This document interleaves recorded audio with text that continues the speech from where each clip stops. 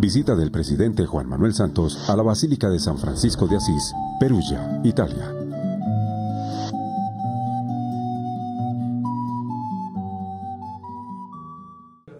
La primera pregunta es de Fray Joseph. Es un novicio inglés de 22 años y se la dirige al presidente Santos. Presidente, you made a courageous... Ha hecho usted una decisión, ha tomado una decisión muy valerosa, muy valiente, al dar continuidad a este proceso de paz. Sin embargo, vale la pena tomar decisiones impopulares.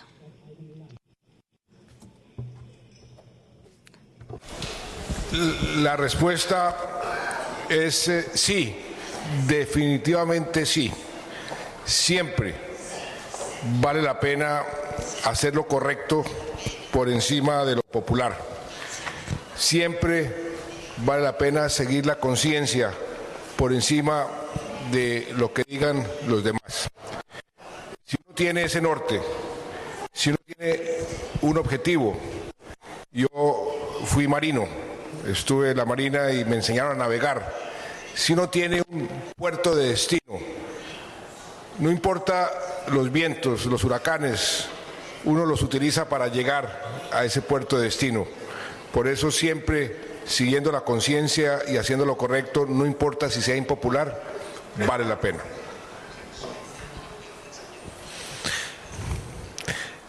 Grazie. Gracias. Fra Roberto. Fray Roberto. Fray Roberto es otro novicio franciscano. Una pregunta para la canciller Merkel. Quisiera preguntarle, ¿cómo puede la Unión Europea, en este momento en el que se está dando una regresión, un retorno a las políticas nacionales, cómo podemos invertir este proceso? ¿Cómo podemos apoyar a la ciudadanía europea, que no sea solo jurídica, sino que sea algo basado en el diálogo, bien a través de programas de intercambio como Erasmus, Europe for Citizens? Sabemos que estos programas de por sí no son suficientes. ¿Cómo podemos hacer? Bueno, en primer lugar, también de mi parte, buenas tardes. Quiero agradecerle cordialmente al presidente Santos por sus palabras y también lo mismo al ministro presidente Gentiloni. Estoy muy contento que tú llegas hoy a tu situación, que no es tan fácil en este momento. Quiero agradecer también nuestra cooperación, pues no soy yo la que edita certificados, pero siempre me gustaba la cooperación contigo.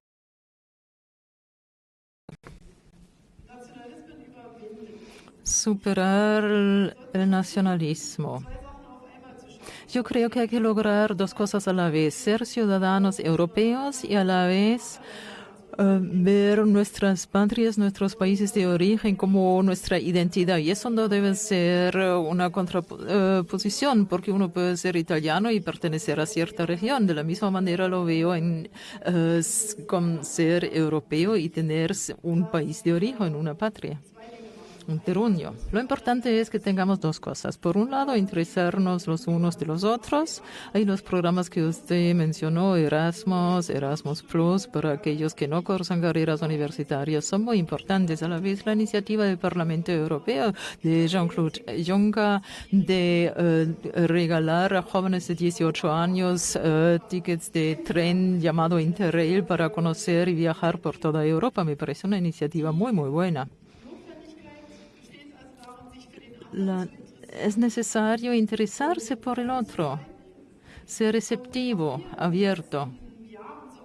Lo que a mí me llamó la atención a lo largo de los últimos años en Alemania, por ejemplo, cuando había los problemas del euro, ahí vi algo que no deberíamos hacer. De esto estoy convencido. Es decir que los alemanes son de esta manera, los italianos, los griegos de esta manera. Sino es importante diferenciar. Esto es la lección de San Francisco. No existen los italianos o los alemanes. Existen alemanes que no les gusta trabajar en absoluto. Y no existen los estereotipos. Una vez que caemos en los estereotipos, destruimos a Europa. Europa está compuesta por seres humanos distintos, de distintas raíces, y todos y cada uno tienen que tomarse en serio mutuamente. Esto es mi convicción con respecto a Europa.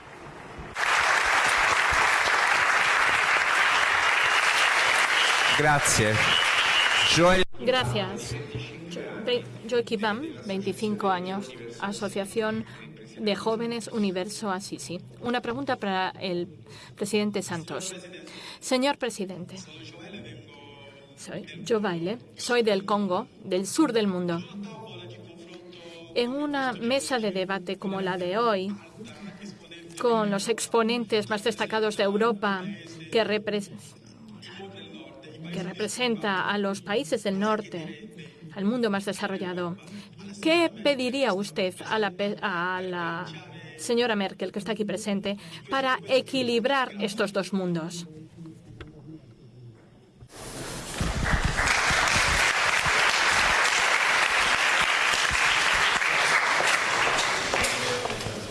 Me pone usted en aprietos. Mire, ¿qué le pediría yo a la canciller Merkel y a los países desarrollados frente al inmenso desafío que tenemos los países en vía de desarrollo, como el Congo, como Colombia, como muchos países que están queriendo alcanzar en esta carrera hacia el desarrollo a los países más ricos, más desarrollados?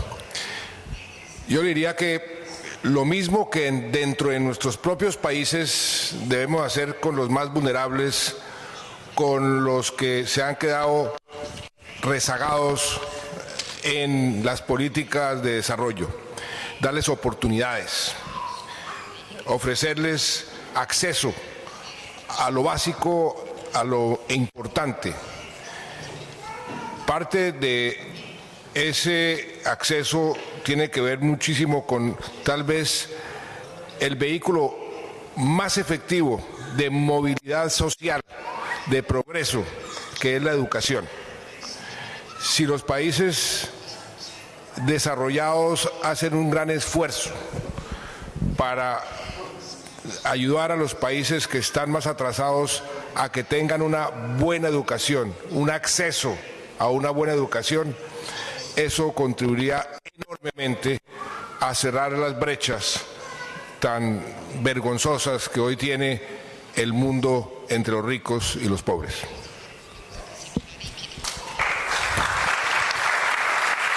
Grazie, Presidente.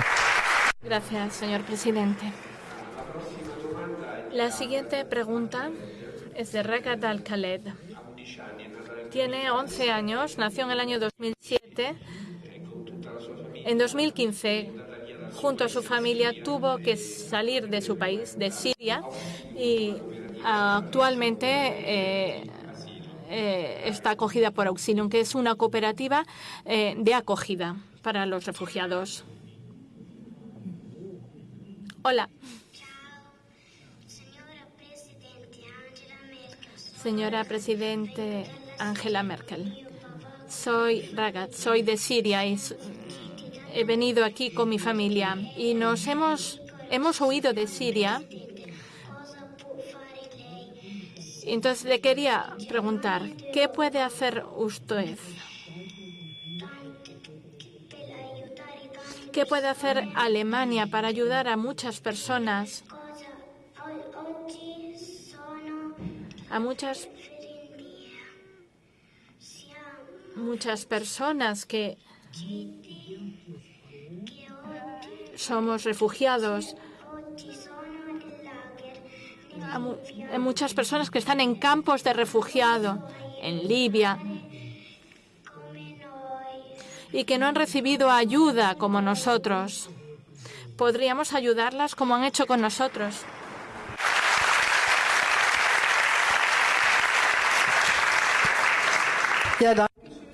Muchas gracias. En primer lugar, quiero constatar que tú hablas mejor italiano que jamás voy a aprender en mi vida. Esto es increíble.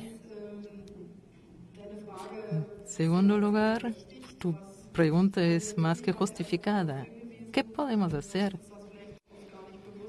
Yo dije antes que a veces no somos conscientes. Son más de 10 millones de personas de Siria que son refugiados, algunos en Italia, muchos en Alemania, muchos más aún en Turquía, en Jordania, en Líbano. Y tú hablaste de que algunos primero fueron a Libia y llegaron a través de Libia por una vía muy peligrosa a Italia. El primer ministro de Italia, Paolo Gentiloni, y nosotros juntos intentamos hacer mucho para aquellos que están en Libia. Hay que ver que no toda la gente puede llegar aquí.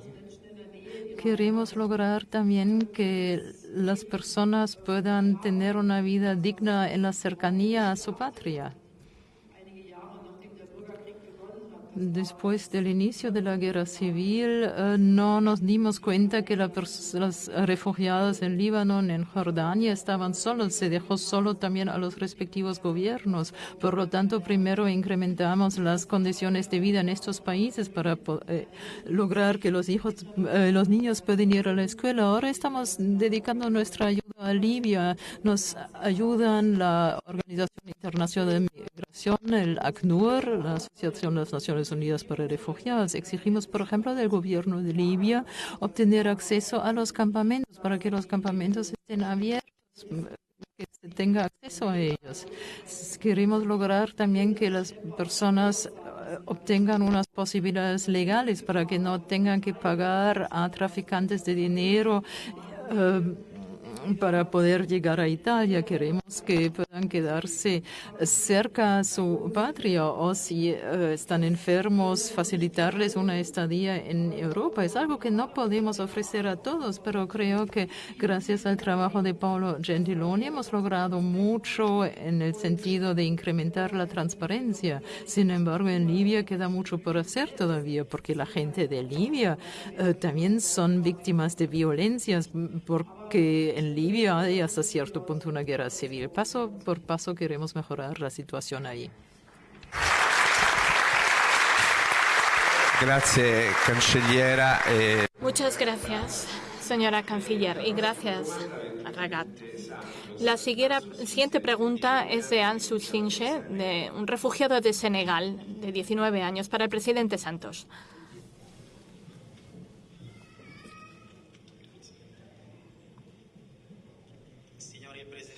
Señor presidente Santos, soy un muchacho de Senegal. En mis propias carnes he vivido en los campos libios la violencia y el odio, de lo que son capaces los hombres cuando se olvidan que son hermanos. Quisiera a usted, que ha logrado con mucho valor llevar la paz a Colombia, ¿cómo puede nacer el perdón y la concordia entre las gentes? Muchas gracias.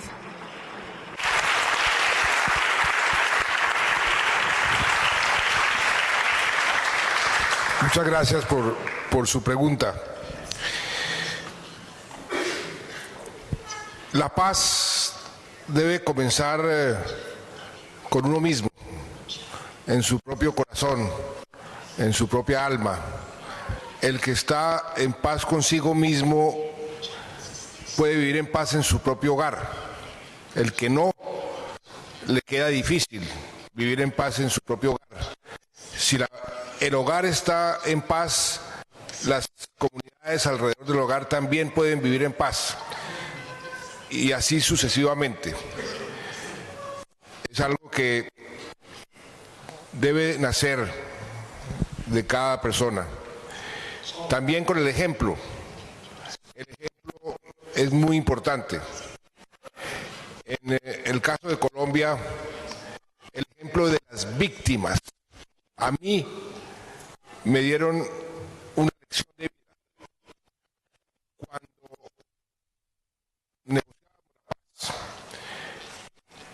y queríamos poner una justicia especial, una justicia transicional para lograr la paz sin impunidad, pero con una justicia diferente a la justicia usual, a la justicia punitiva. Yo pensé que las víctimas iban a ser las que más se iban a oponer. Y ellas me enseñaron que yo estaba muy equivocado. Fueron las que, después de tanto sufrimiento, llevaron la delantera. Diciendo que a ellas no querían que a la demás gente que a ellas le pasó, el dolor que ellos sintieron. Y eso a mí me dio y me enseñó que sí se puede aprender a perdonar, sí se puede aprender a aceptar las diferencias, y ahí lo que hay que hacer es perseverar, no importa lo difícil que sea, hay que continuar porque es más noble para una sociedad que alcanzar la paz. Grazie.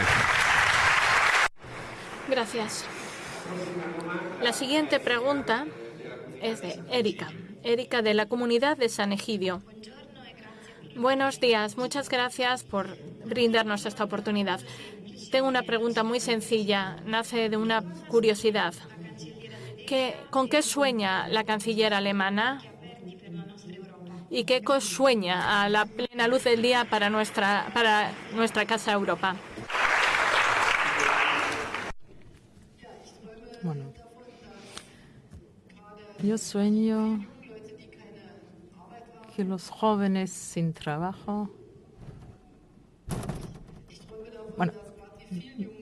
sueño de que los jóvenes que hoy día no tienen trabajo, que quieren implicarse, que estos jóvenes tengan trabajo y encuentren algo que les da sentido a su vida y que les dé un sustento para la vida, para fundar una familia, criar hijos.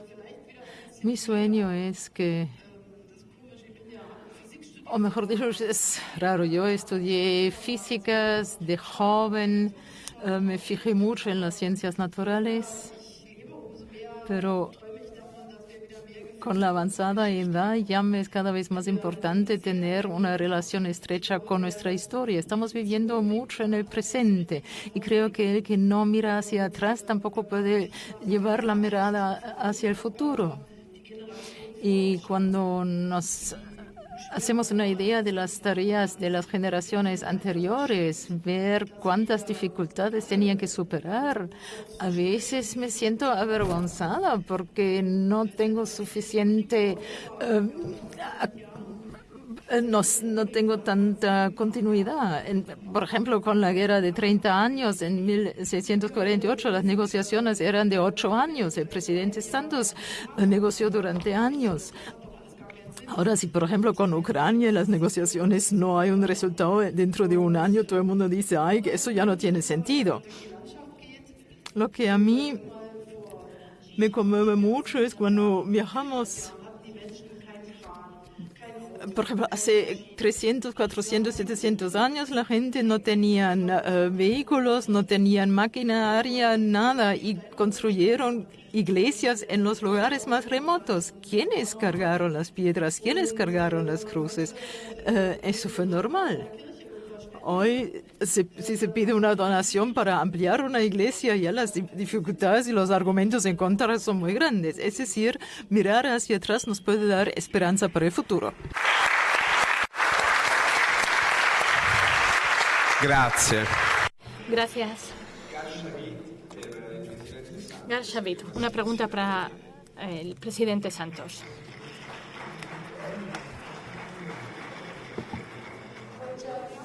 Buenos días.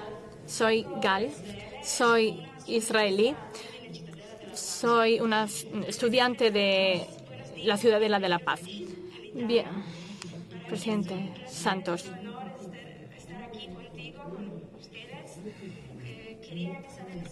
Solamente per decirlo, Rondine es... La asociación a la que pertenezco, Rondine, alberga a estudiantes procedentes de zonas de conflicto en el mundo. Nos sentimos muy honrados de haber recibido por primera vez a 2 jóvenes colombianos este año. Desde julio están con nosotros. Yo creo que los conflictos no se resuelven solo con un acuerdo de paz, sino también con un compromiso activo en la fase posterior. ¿Cuál ha sido el papel de la sociedad civil en el proceso de paz? Y tras el referéndum del octubre de 2016, ha surgido un nuevo acuerdo. Un acuerdo que involucra también a la sociedad civil. ¿Cuál es el papel que desempeña la sociedad civil ahora?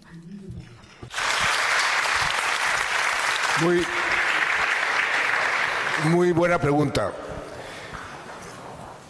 Y usted tiene toda la razón. La paz no es simplemente el silencio de los fusiles. Ese es un paso. Se llegan a unos acuerdos, se silencian los fusiles, pero ahí comienza la verdadera construcción de la paz, que toma tiempo, mucho tiempo. Yo uso el símil de construir una catedral.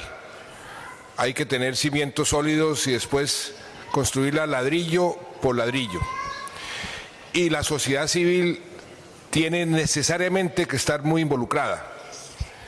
También he repetido muchísimas veces que la paz, por lo menos en mi país, no es del presidente de la República ni del gobierno, es de todos los colombianos. Y todos los colombianos deben apropiarse de ella y contribuir a esa construcción de la paz. Cuando fue el Papa Francisco el año pasado a Colombia, en una visita maravillosa, tal vez la mejor visita que hemos tenido en nuestra historia, él mismo escribió el título o el nombre de su visita: voy a Colombia para empujar a los colombianos a dar el primer paso hacia la reconciliación. Y allá nos dijo en repetidas ocasiones que eso era un esfuerzo de todos. La sociedad civil tenía que involucrarse. Y usted mencionaba el referéndum en mi país que perdimos con el primer acuerdo. Pues ahí hay un ejemplo muy claro. Cuando perdimos ese referéndum por un porcentaje mínimo y fue una sorpresa para todo el mundo, fue la sociedad civil, fueron los jóvenes como usted, que salieron a las plazas, las llenaron espontáneamente a exigir un nuevo acuerdo, a exigir que siguiéramos adelante y no, como dicen popularmente, tiráramos la toalla y dejáramos que semejante esfuerzo se perdiera. Yo escuché a esa sociedad civil, yo escuché a esos jóvenes y seguí adelante, perseveré. Sin esa sociedad civil no hubiese sido posible, y sin la participación de la sociedad civil, esta construcción de la paz, que posiblemente después de 54 años de guerra va a tomar una generación o 2 generaciones, pero hay que continuarla en forma permanente. Así se construye la paz. Grazie. Gracias. La siguiente pregunta es para la canciller.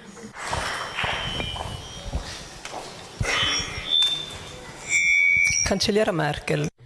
Señora Merkel, en este momento histórico caracterizado por las tensiones internacionales, la lucha contra el terrorismo, ¿cómo se está produciendo el proceso de integración? Habida cuenta de las políticas populistas en donde la acogida del extranjero cada vez es menor. ¿Qué puede hacer Europa para dejar que entren de forma legal los refugiados?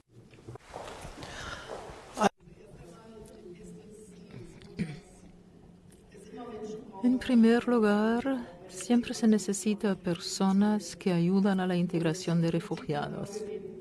La política puede allanar el camino, aprobar leyes, hay que luchar por las mayorías para lograr la aprobación de las leyes. Eso no es tan fácil, pero hasta ahora hemos logrado mucho. Y a continuación se requiere a mucha gente que ayuden a aquellos que llegan a buscar refugio en nuestros lados. La integración no es una calle de sentido único. No es suficiente decir que los que llegan tienen que aprender eso y lo otro. Es cierto que tienen que aprender mucho, la mayoría está muy dispuesto a ello, pero a la vez tenemos que ponernos en el pellejo de ellos. Llegar a Alemania desde la perspectiva de mucha gente es un país muy raro, con las reglas que tenemos, la burocracia que existe, donde no se entiende por qué hacer una cosa de tal manera. No se entiende por qué esta es la vía en Alemania, otra no, y si no hay quienes ayudan a los otros para superar esas dificultades, no pueden recuperar su autoestima. Tenemos que considerar a las personas como un enriquecimiento de nuestra sociedad.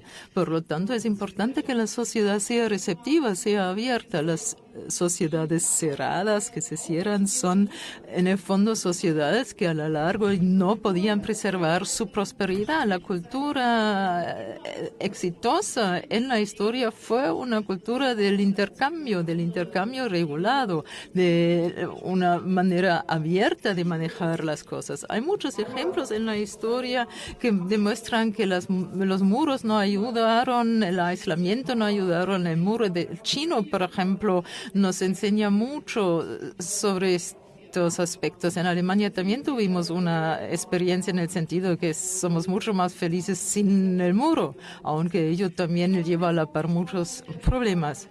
Usted se ha referido a la entrada legal a Europa. Es cierto que siempre van a haber refugiados. Vamos a acoger personas refugiados o personas que quieren estudiar carreras universitarias, por ejemplo, de África, y que quieren estar un tiempo en Alemania, pero no en Europa. La pregunta no puede ser cuántas personas pueden llegar de África legalmente a Europa, sino nuestra tarea común es ofrecer un futuro para los que viven en África. En África vive 1.000 millones de personas, es el doble de la Unión Europea. Primero, aquí habló el refugiado de Senegal. Yo sí quiero que en algún momento los jóvenes de Senegal puedan llegar a Alemania a estudiar y tener una posibilidad legal de entrar al país y estar algún tiempo con un trabajo legal, o si quieren contraer nupcias, hacerlo en Alemania. Pero esto no es el futuro ni de Senegal ni de Congo, sino somos nosotros los que tenemos que tratar el tema. Nosotros, los europeos, causamos tanto daño en África, creamos tantas dificultades a través del colonialismo. Ahora es importante decir, planteamos juntamente lo que ustedes quieren para que quieran quedarse en su patria, porque el proyecto de futuro no puede ser un continente sin habitantes, sino es importante que haya un intercambio legal, pero la tarea principal es que los jóvenes ven el futuro en su propio país. Hablé antes de la necesidad de contar con un trabajo, de fundar una familia. Esto también es válido para África. Gracias. Otra pregunta. Alessio Lanfaloni, de la Asociación de Jóvenes de Asís. Buenos días. Llevo 2 años siguiendo el conflicto de Yemen, que está alimentado por bombas que se producen en Cerdeña por una empresa de la Rheinmetall. Quisiera preguntar a la canciller si puede dar un gesto concreto, abrir una mesa de diálogo con los representantes de la industria, los representantes del gobierno italiano y del gobierno alemán para acabar con con este comercio de armas. Muchas gracias.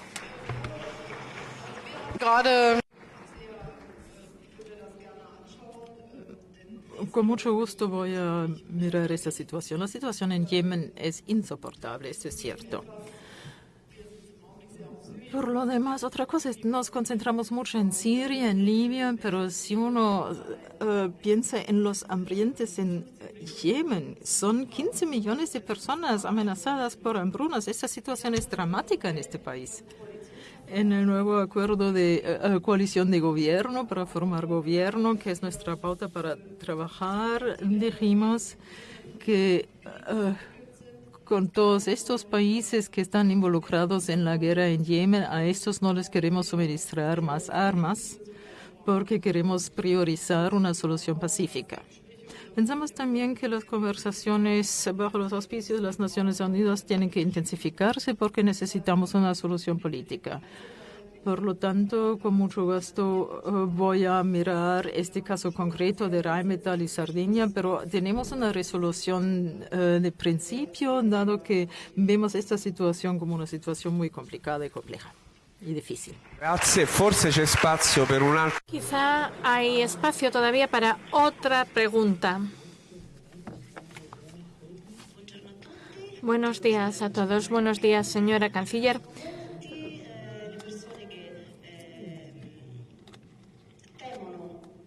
Hay muchas personas que tienen miedo de este populismo, de este nacionalismo.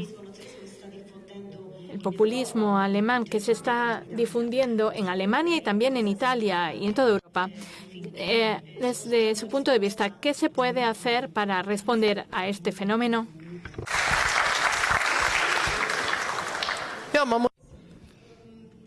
Lo que hay que hacer es lo siguiente, oponerse. El populismo muchas veces se basa en argumentos equivocados, donde ni los hechos son correctos, ni las correlaciones están descritas de manera correcta. Bueno, hay que preguntarse si se está asignando un prejuicio, entonces hay que rechazarlo enseguida. Por lo tanto, hablé de los estereotipos, los musulmanes, el Islam. Siempre cuando se habla de esta manera hay que decir, stop, parar de aquí, esto no es mi manera de ver las cosas. Justamente en los tiempos de los medios digitales, tenemos que recurrir a la educación, tenemos que esclarecer esos mecanismos y apostar porque exista mucha gente valiente que dicen la vida no es tan fácil como aquí se nos lo quieren plantear.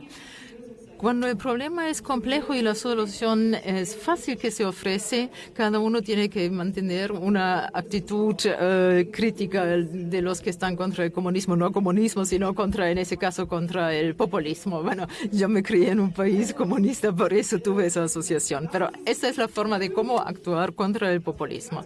No se dejen engañar cuando se les presentan soluciones fáciles a situaciones complejas, porque la vida es más compleja que estas soluciones fáciles y sencillas, y no actúen con estereotipos. Esto va muy rápido, a veces incluso yo misma veo que, bueno, sí, fue en tal y tal lugar. Bueno, siempre actuar contra los estereotipos también en uno mismo, aunque es difícil. Y cuando se trata de actuaciones contra otras personas, invitarlos. La mayoría, las que están en contra de los refugiados, la mayoría de ellos nunca han tenido contacto con refugiados. Pero cuando se juntan, cuando los refugiados le cuentan su historia, cuando de repente pueden percibir los refugiados como unas personas normales con problemas comunes, los prejuicios se bajan. Entonces, cuando uno piensa que un grupo es muy difícil, tiene ideas populistas, invitarlos para trabajar contra estos argumentos. Visita del presidente Juan Manuel Santos a la Basílica de San Francisco de Asís, Perugia, Italia.